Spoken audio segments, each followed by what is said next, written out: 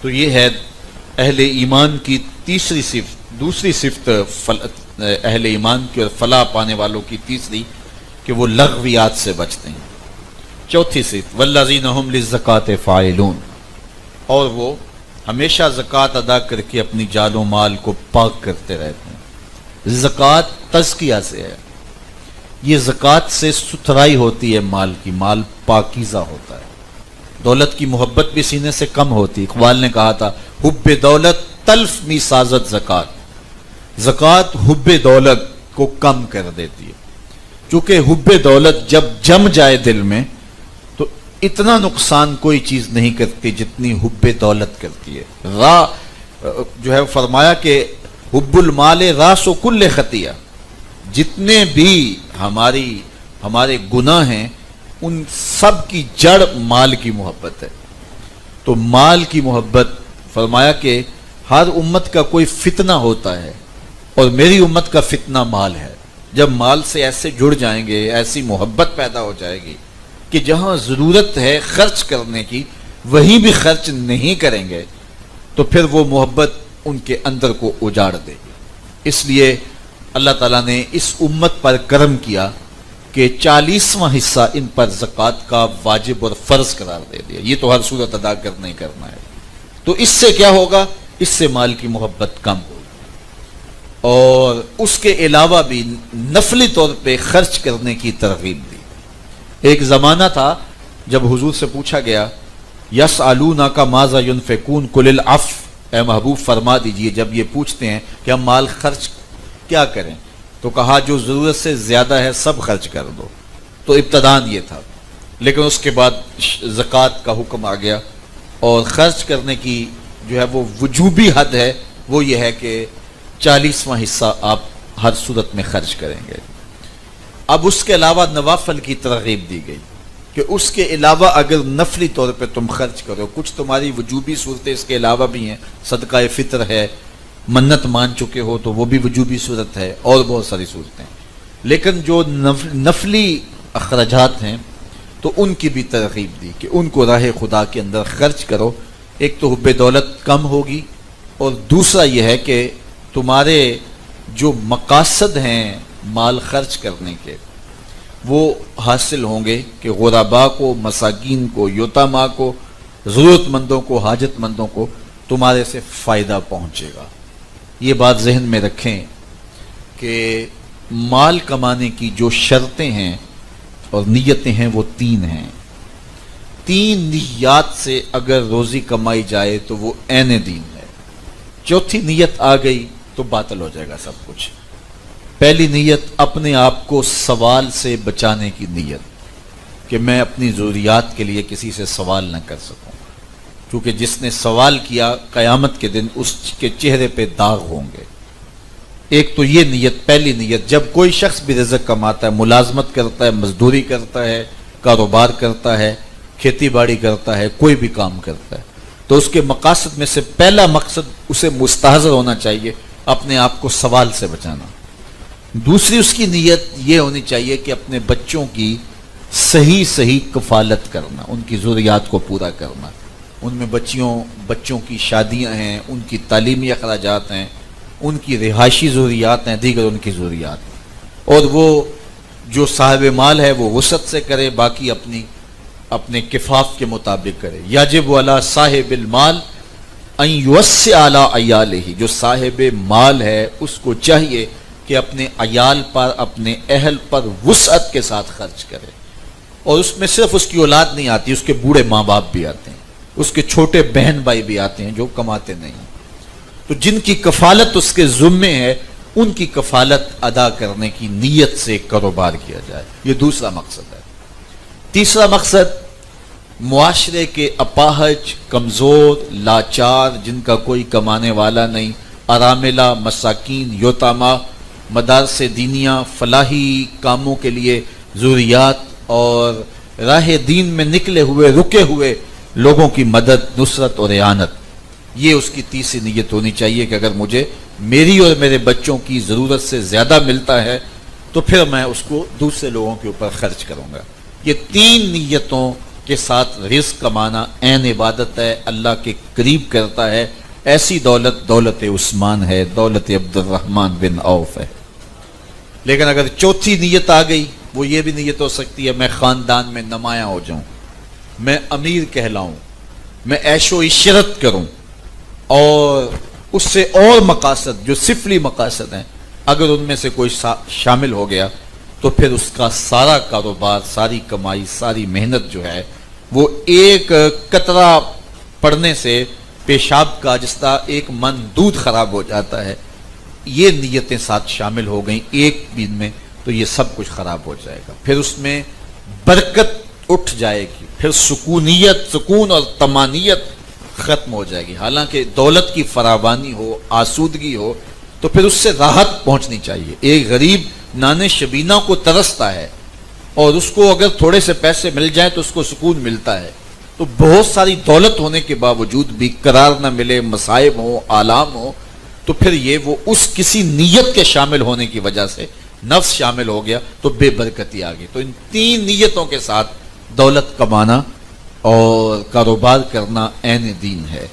تو اس لیے ہمیں راہ خدا میں اگر اپنی ضرورت سے زیادہ ہے تو اس کو خرچ کرنا چاہیے، لیکن اگر ضرورت سے زیادہ نہیں ہے تو پھر بھی خرچ کرتا ہے، یعنی صرف اپنی ضرورت ہی پوری ہو رہی ہے لیکن وہ ایک روٹی کھا سکتا ہے تو آدھی اس سے کسی اور کو دے دیتا ہے ضرورت مند کو، تو یہ بہت زیادہ اللہ کی رضا کا سبب و ذریعہ ہے۔ لیکن ضرورت سے اگر زیادہ ہے تو پھر اس کو جو ہے وہ ارامل، مساکین اور سب میں، اس سے رزق میں برکت ہوتی ہے۔ جس طرح کہ اللہ تعالیٰ نے، اللہ کے محبوب علیہ السلام نے بنی اسرائیل کا وہ واقعہ بیان فرمایا کہ ایک آدمی جا رہا تھا، پہاڑیوں سے گزر رہا تھا کہ بادل کو آواز آئی کہ تو برس جا اور فلاں کے باغ کو پانی جو ہے وہ پلا دے۔ تو بادل برسا اور وہ پہاڑی ندی سے گزرتا ہوا آگے بڑھتا گیا اور یہ شخص بھی ساتھ چل پڑا۔ جب وہاں پہنچا تو دیکھا کہ ایک آدمی بیلچا لے کے جو ہے وہ اپنے باغ کے لیے راستے سیدھے کر رہا تھا پانی کے، تو پانی اس نے اپنے باغ کو لگا لیا۔ تو اس نے اس کا نام پوچھا تو وہ وہی نام تھا جو اس کو جو ہے وہ بادل کو فرمان جاری ہوا اور نام اس نے سنا تھا۔ اس نے ساری کہانی سنائی اور کہا کہ میں تجھے پوچھنا چاہتا ہوں کہ تو اس باغ میں کرتا کیا ہے کہ تیرے باغ کے پانی کے لیے بادلوں کو بھی حکم نامے مل رہے ہیں۔ اس نے کہا میں یہ کرتا ہوں کہ جب اس کی کھیتی پک جاتی ہے تو میں اس کو 3 حصوں میں بانٹ دیتا ہوں، ایک حصہ میں اپنے بچوں کے لیے رکھ لیتا ہوں، ایک حصہ اسی باغ پر دوبارہ لگاتا ہوں اس کو بڑھانے کے لیے، بہتر کرنے کے لیے، اور ایک تیسرا حصہ سارے کا سارا میں غرباء و مساکین اور ضرورت مندوں میں بانٹ دیتا ہوں۔ میرا بس اتنا کام ہے، باقی کام اللہ کے ہیں۔ اللہ اکبر۔ تو اس لیے جب آپ اپنے رزق کو اس کے لیے وقف کریں گے تو پھر اس کی برکتیں نصیب ہوں گی۔ حضرت شیخ احمد مجدد الفسانی علیہ رحمہ کا ایک فرمان آپ کو اس لیے سنانے لگا ہوں کہ آج کل چونکہ مدارس دینیہ کو فنڈز کی ضرورت ماضی سے کہیں زیادہ ہو گئی اور مدارس دینیہ کے حجم بھی سمٹ گئے، تو آپ فرماتے ہیں کہ جس دور میں دین کی قدریں پامال ہو رہی ہوں اس دور میں اعانت دین کے لیے خرچ کرنا، ایک دانگ خرچ کرنا، اس کو ہم اپنی زبان میں ایک پیسہ یا ایک ٹگا کہہ سکتے ہیں، ایک دانگ خرچ کرنا دیگر مدات میں لاکھوں روپے خرچ کرنے سے افضل، اشرف اور زیادہ مقبول بارگاہ ہے۔ اس لیے مدارس دینیہ کے لیے آپ کو جب کہا جاتا ہے تو دل کھول کر کے اس کے لیے خرچ کیا کرو، کشادہ دلی کے ساتھ، اس سے حضور راضی ہوتے ہیں۔ چونکہ یہ جو طلبہ ہوتے ہیں یہ اللہ کے رسول کے مہمان ہیں، ان کو کہا جاتا ہے کہ یہ رسول اللہ کے مہمان ہیں، چونکہ ان کے لیے آئے ہیں تو ہم ان مہمانوں کی خدمت کرتے ہیں اور ان کے لیے اعانت کے لیے جو ہے وہ ہم آگے بڑھتے ہیں۔ میں اپنے دوستوں کو یہ کہتا ہوں کہ سویر سے لے کر شام تک اللہ کی توفیق سے 3-4 جگہوں پہ تو میں درس قرآن دینے کے لیے چلا ہی جاتا ہوں روز، تو کہیں 1000 آدمی، کہیں 2000 آدمی، کہیں 5-5 10-10 ہزار آدمی لوگ بھی ہوتے ہیں، تو ایوریج نکالوں تو دن میں 4-5 ہزار آدمیوں کو تو روز میں کچھ نہ کچھ دین کی باتیں بتا دیتا ہوں، اور شکر ہے اللہ کا خلوص کے ساتھ کوشش کرتا ہوں اللہ میرے دل میں خلوص پیدا کر دے اور کوتاہیاں دور کر دے، تو میری روحانی تسکین کے لیے اتنا ہی کافی ہے کہ میں دن میں 3 مرتبہ 4 مرتبہ 5 مرتبہ کسی جگہ پہ جاؤں اور لوگوں کو کتاب اللہ کی تعلیمات، کتاب اللہ کو سامنے رکھ کے بتا دوں، اور اس سے کتنے لوگوں کی زندگیوں میں فرق بھی پڑتا ہے، روز ہم لوگ ملتے بھی ہیں، فون بھی آتا ہے، تو یہ بڑی خوشی کی بات ہے اور میری تسکین باطن کے لیے اتنا ہی کافی ہے۔ لیکن اس کے باوجود مرکز مصطفیٰ کی تعمیر کے لیے سلسلہ شروع کرنا اور پھر لوگوں کو کہنا اور ایک ایک کے سامنے جو ہے وہ اس قضیے کو، اس مسئلے کو رکھنا، اس میں سارے لوگ ایسے نہیں ہوتے کہ جو بہت کشادہ دلی کے ساتھ اظہار محبت کریں، کچھ لوگ جو ہے وہ تیکھی نظروں سے بھی دیکھتے ہیں لیکن ان کو گوارا بھی کرنا پڑتا ہے۔ تو یہ کیوں میں کر رہا ہوں؟ تو میں کہتا ہوں کہ یہ آپ کی نسلوں کے لیے ہے، میری تسکین خاطر کے لیے تو یہ کافی ہے، اور میرے قرار کے لیے اتنا ہی کافی ہے کہ جو میں کر رہا ہوں۔ لیکن شکر ہے اللہ تعالیٰ کا کہ میں یہ جو کر رہا ہوں، اللہ نے مجھے توفیق جو دی ہے، اور یہ ایک ایسا مرکز بن رہا ہے جس سے ہزاروں لوگ فیضیاب ہو رہے ہیں۔ اس وقت 850 طلباء اور طالبات وہاں تعلیم کے زیور سے مالا مال ہو رہے ہیں، اور پھر جب تعمیر کے مراحل سے مرکز مکمل ہو کے آگے گزرے گا تو اس سے انشاءاللہ ہزاروں لوگوں کو فائدہ ہوگا، اور وہ نور و نکھت کے ماحول سے رنگ کر کے معاشرے کو روشنی، اجالا اور نور بخشتے چلے جائیں گے، کیونکہ ہم نے تو ہمیشہ بیٹھ نہیں رہنا۔ کبھی صحت کی وہ جولانیاں تھی کہ کہنے والی تھیں، آج وہ نہیں ہیں، لیکن ایک وقت ہوگا کہ ہم بھی نہیں ہوں گے، لیکن کاس اور کام باقی ہوگا تو جہاں بھی ہوں گے ہماری روح ٹھنڈی ہوگی، دل کو قرار ملے گا۔ میں جس دارالعلوم سے پڑھا ہوں، جس درس گاہ سے پڑھا ہوں، تو وہاں مجھے نہیں پتا کس کس نے وہاں فنڈ دیا تھا اور وہ دارالعلوم بنا، اور پھر جب میں پڑھتا رہا کس کس نے فنڈ دیا، میں ایک کا نام بھی نہیں جانتا، ایک شخص کے بارے میں مجھے معلومات نہیں ہے، لیکن آج اگر ہزاروں لوگ فیضیاب ہو رہے ہیں اور پوری دنیا پہ لاکھوں لوگ فیضان ہو رہے ہیں، ان میں سے کئی لوگ فوت بھی ہو گئے ہوں گے، لیکن ان کی قبروں میں ٹھنڈ پہنچ رہی ہے، ان کی قبروں میں نور اتر رہا ہے۔ تو اسی طرح آپ اگر تعاون کریں گے اور یہ اپنے ذمے آپ لازم لے لیں، لازم لے لیں۔ حضور علیہ السلام کی خدمت میں ایک صحابی حاضر ہوا، عرض کیا حضور میرا بھائی آپ کے پاس ہی بیٹھا رہتا ہے، کام کاج میں کرتا ہوں اور یہ آتا ہے صفہ کے چبوترے پہ بیٹھ جاتا ہے اور آپ سے سیکھتا رہتا ہے، اس کو بھی تو میری مدد کرنی چاہیے، میرے کام کاج میں میرا ہاتھ بٹانا چاہیے۔ تو حضور نے کیا ارشاد فرمایا؟ فرمایا ہو سکتا ہے اللہ اس کے صدقے سے تجھے دیتا ہو سکتا ہے اس کے صدقے سے تجھے عطا کرتا ہو۔ تو میں نے اس دن سیالکوٹ میں کہا تھا، میں نے کہا کہ یا تو ایک ایک بچہ دے دو مجھے، اور میں انشاءاللہ ان کو 8 سال کے بعد تیار کر کے آپ کو واپس کر دوں گا، اور اس کی صحیح کفالت کرو، باقی بچوں سے بہتر جو ہے وہ اس کی طرف توجہ کرو، اور اگر ایسا نہیں کر سکتے تو پھر جامعہ سے ایک بچہ اپنے ذمے لے لو اور اس کی ایسے کفالت کرو جس طرح اپنے بچوں کی کرتے ہو، تو اگر وہ پڑھ گیا تو پھر انشاءاللہ اس کا ثواب بھی آپ کو ملے گا اور اس سے آپ کے رزق میں بھی برکتیں ہوں۔ تو میں آج چاہوں گا میرا مضمون مکمل ہو جائے، تو میں چاہوں گا کہ میں آپ کو ترغیب دی ہے، اور یہ آہستہ آہستہ مجھے حوصلہ ہوا ہے کہ اب میں یہ کہنے لگا ہوں، اور چونکہ 2-1 سال میں مرکز ویسے بھی مکمل ہو جانا ہے، ضروریات جو اس کی بڑی ضروریات ہیں وہ پوری ہو جانی ہے۔ تو جب مشکل ترین حالات تھے تو اس وقت بھی مجھے حوصلہ نہیں ہوتا تھا، لیکن اب کچھ چیزوں سے مجھے ہمت اور ڈھارس بند گئی ہے، اور میں لوگوں کو کہنے کی پوزیشن میں اس لیے آ گیا ہوں کہ وقت کے گزرنے کے ساتھ ساتھ جو ہے وہ اس کی اہمیت کو میں نے محسوس کیا۔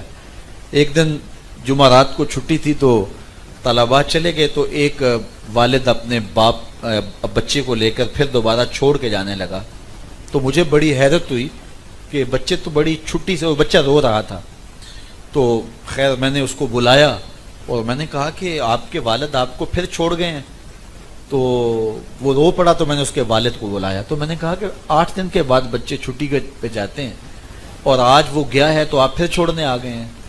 تو وہ خاموش سا ہو گیا، تو میں نے کہا نہیں آپ بات کریں، کیا مسئلہ ہے؟ تو وہ کہنے لگا کہ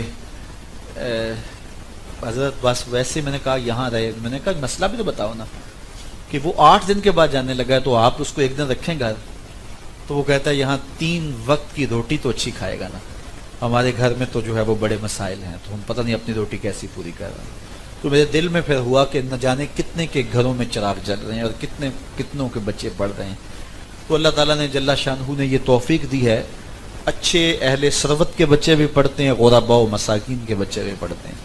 اس لیے آپ کو اس کے ساتھ بھرپور تعاون کرنا چاہیے، اور اللہ تعالیٰ خود ہی مال دے کے، دیکھیے اس کی قدرت ہے، اگر وہ چاہتا، جس نے امراء کو دیا ہے وہ مدارس کے لیے بھی کوئی راستہ کھول دیتا۔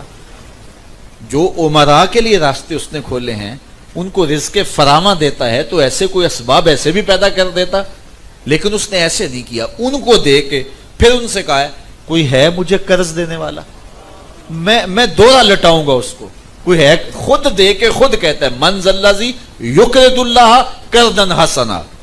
اچھا، پھر قرض دینے والوں پہ بھی وارے وارے جائیں۔ جب یہ آیت نازل ہوئی نا تو حضرت ابو دہدہ رضی اللہ تعالیٰ نے حضور کا ہاتھ پکڑ لیا، کہا حضور اللہ نے واقعی قرض مانگا ہے؟ حیرت کی بات ہے، خود دے کے خود کہتا ہے قرض دو، تو کہا اللہ نے واقعی قرض مانگا ہے؟ فرمایا ہاں ابو دہدہ، اللہ نے واقعی قرض مانگا ہے۔ تو حضور کا ہاتھ پکڑ کے ایک سمجھ چل پڑے، چلتے چلتے اپنے باغ کے کنارے پہنچے۔ 600 کھجوروں کا درخت تھا ان کے باغ میں۔ یہ تو ذمہ دار جانتے ہیں نا کہ جب فصل پل جائے اور پک جائے، وہ کہتے ہیں جٹ گنا نہیں توڑنے دیتا، گڑ دی پیسی دے دیتا ہے۔ چونکہ جب فصل لہلہا رہی ہو تو پھر وہ ایک اپنے ہی چسکا ہوتا ہے۔ قرآن کہتا ہے یوجب الذرا، جب فصل پک جاتی ہے تو پھر جو کاشتکار ہوتا ہے اس کو اتنی بھلی لگتی ہے کہ وہ نہال ہو کے جاتا ہے۔ یوجب الذرا، ذرا کہتے ہیں یہ زراعت کرنے والا، اس کو بھلی لگ رہی ہوتی ہے۔ تو اب کھیتی پکڑی اور پھر کھجور کب لگائی جاتی ہے اور کب کھڑی ہوتی ہے، تو 600 کھجوروں کے درخت تھے، تو اس کے کنارے لے گیا، اور حضرت ابو دہدہ پھر حضور کا ہاتھ پکڑ کے پھر ایک بات پوچھتے ہیں حضور کیا واقعی اللہ نے قرض مانگا ہے؟ حضور نے کہا ہاں ابو دہدہ اللہ نے قرض مانگا ہے۔ کہا پھر اس سودے کے آپ گواہ بن جائیں، میں نے یہ باغ قرضے میں دے دیا، میں نے اللہ کو یہ باغ قرضے میں دے دیا۔ اب ان کی جو بچے تھے، رہائش تھی اس وقت باغوں کے اندر ہی ہوتی تھی، آج بھی وہاں رواج ہے، باغوں کے اندر، مزروں کے اندر ہی ان کی رہائشیں ہوتی ہیں، تو باغ کے اندر ہی رہائش تھی، اور رہائش ہے بھی تھی ان کی۔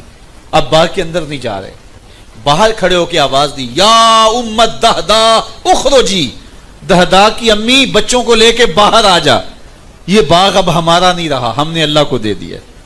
اچھا، اس خاتون نے غصہ نہیں کیا کہ اب دہدہ کے ابو یہ کیا غضب ڈایا، کوئی دوسری رہائش کا انتظام بھی نہیں کیا اور سارا باغ ہی دے دیا، لیکن یہ حضور کے مدرسے کے پڑے ہوئے لوگ تھے، اللہ اکبر۔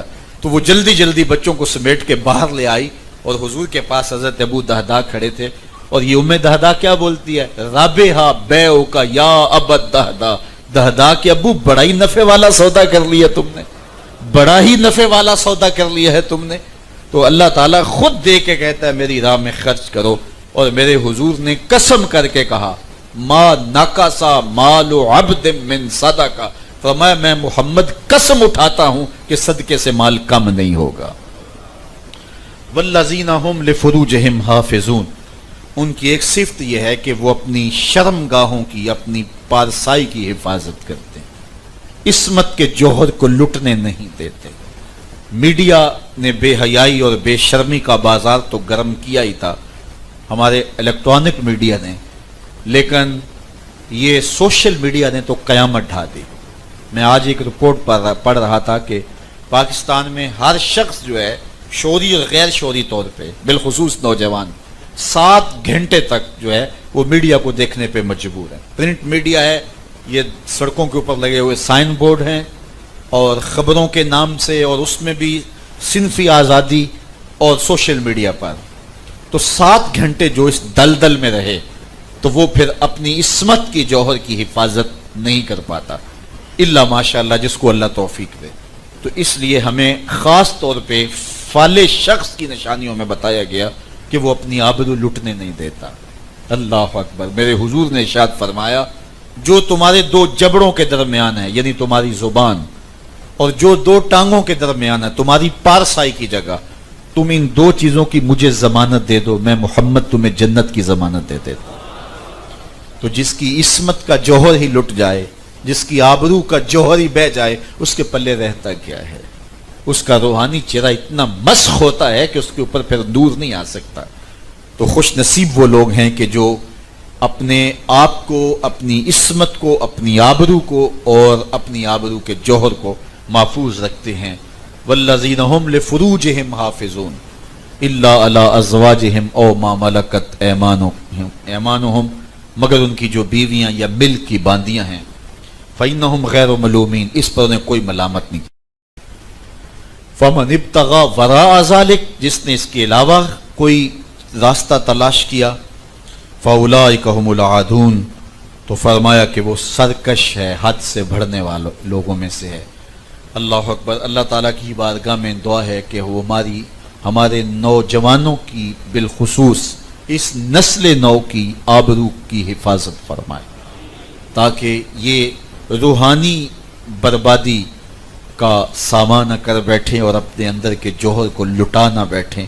میرے حضور صلی اللہ علیہ وسلم نے فرمایا کہ جب کوئی شخص برائی کرتا ہے تو وہ مومن نہیں رہتا، یعنی ایمان جو ہے وہ اس سے نکل جاتا ہے۔ اللہ اکبر۔ تو فرمایا کہ والذین هم لفروجہم حافظون والذین هم لاماناتہم وعہدہم راعون۔ معاشرتی طور پہ بھی فلاح پانے والا شخص معاشرتی قدروں کا حامل ہوتا ہے، عہد کی پاسداری کرتا ہے اور وعدوں کو پورا کرتا ہے اور امانتوں کو ادا کرتا ہے۔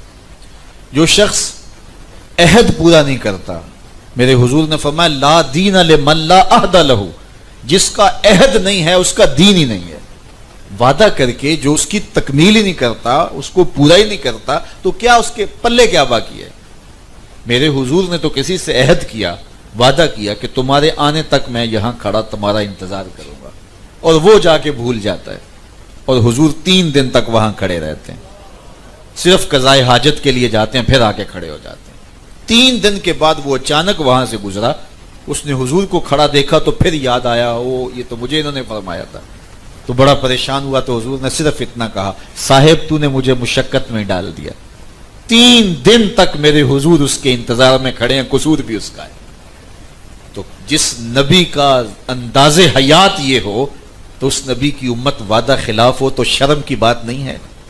پھر حضور کے گھر کا گھراؤ کیا ہوا ہے کفار نے، اور حضور کی زندگی کا چراغ گل کرنے کے درپے ہیں، معاہدہ کر کے آئے ہیں کہ چھوڑیں گے نہیں، لیکن حضور حضرت علی کو کہہ رہے ہیں میرے بستر پہ لیٹ جاؤ، صبح ان کی امانتیں دے کے آنا۔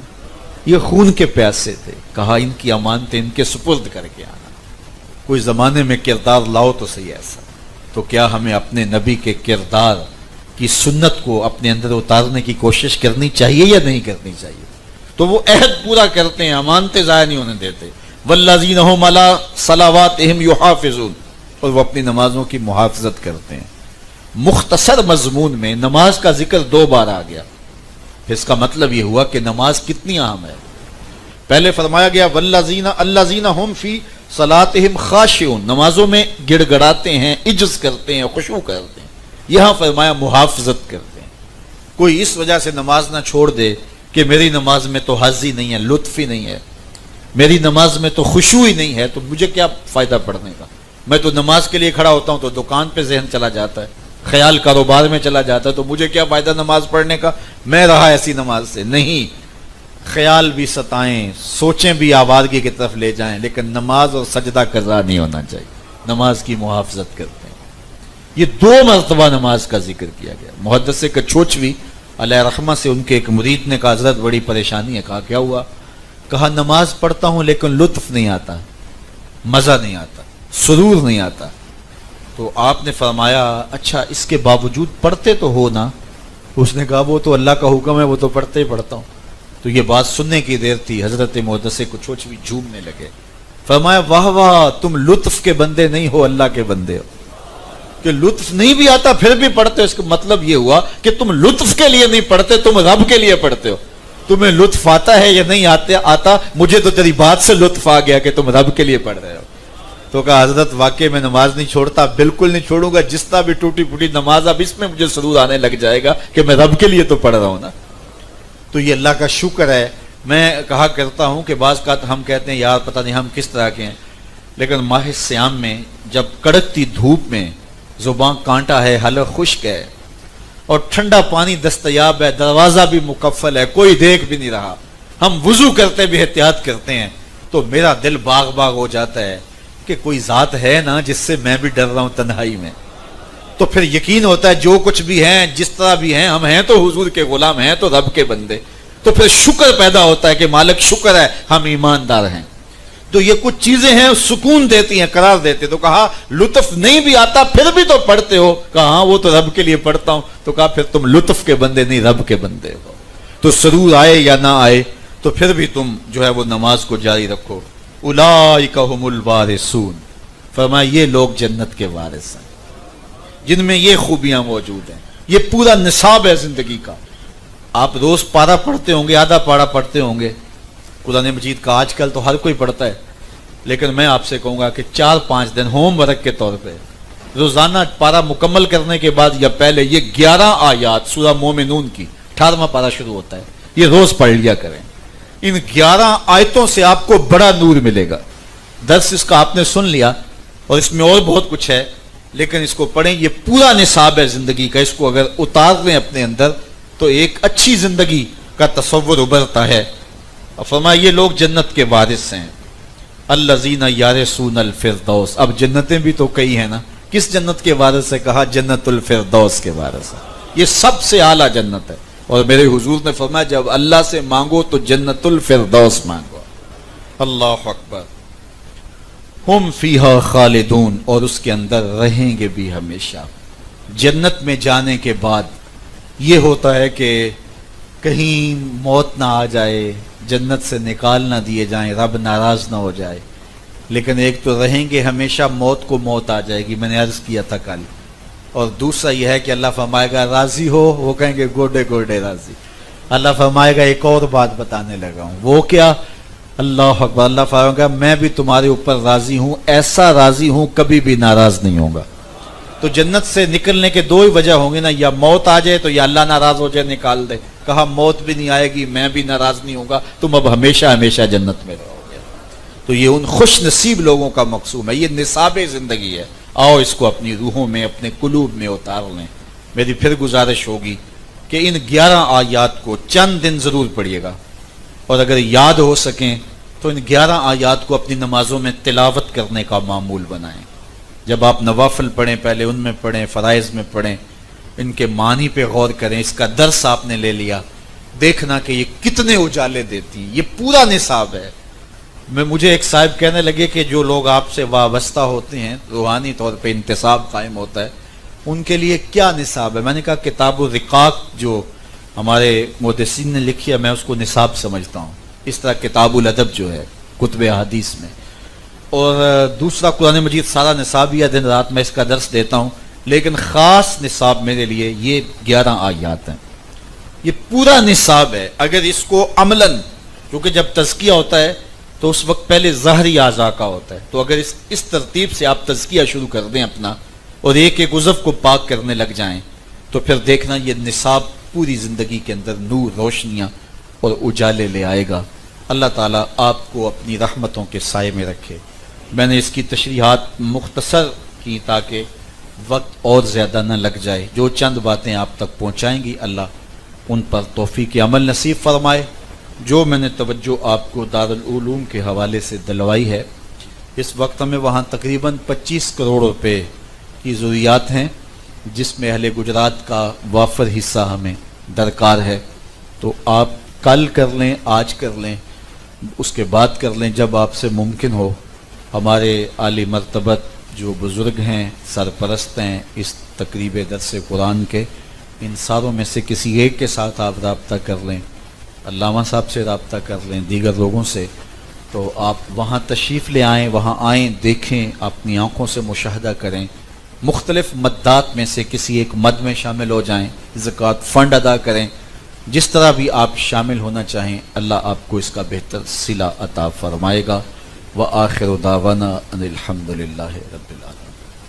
الحمد للہ رب العالمین والصلاة والسلام علی اشرف الانبیاء والمرسلین. مالک اٹھے ہوئے ہاتھ کبھی خالی نہ رکھنا اور پھیلی ہوئی جھولیاں ہمیشہ رحمات سے بھر دینا. من میں چراغاں کرنا، باطن میں روشنیاں ڈالنا. حضور کی غلامی میں زندگی، اسی میں موت عطا فرما. نفس و شیطان کے مکر و فریب سے، دجل و تلبیسات سے ہماری حفاظت فرمانا۔ اے اللہ ان 3 دنوں میں مسلسل جو لوگ خواتین و مرد تشریف لاتے رہے، گھروں میں واپس پہنچنے سے قبل اس اجتماع کی برکتیں سب کے گھروں تک پہنچا دینا۔ اللہ کل خیریت کے ساتھ دوبارہ ہمیں جمع ہونے کی توفیق دینا، اور جو دعائیں آرزویں تمنائیں دلوں میں لے کر کے آئے ہیں اللہ وہ اپنی بارگاہ میں قبول فرمانا۔ ادارت المصطفیٰ کے جملہ کارکنوں کو، مبلغین کو، متعلقین کو، متوسلین کو، طلباء و طالبات کو، معلمین و معلمات کو، محبین و محبات کو، سب کو جزائے خیر عطا فرمانا۔ اور جو مرکز کے ساتھ اپنے تعاون کا ہاتھ بڑھاتے ہیں اللہ ان کو رزق حلال، رزق وسیع، رزق سہل اور رزق فراوان عطا کر دیں۔ صلی اللہ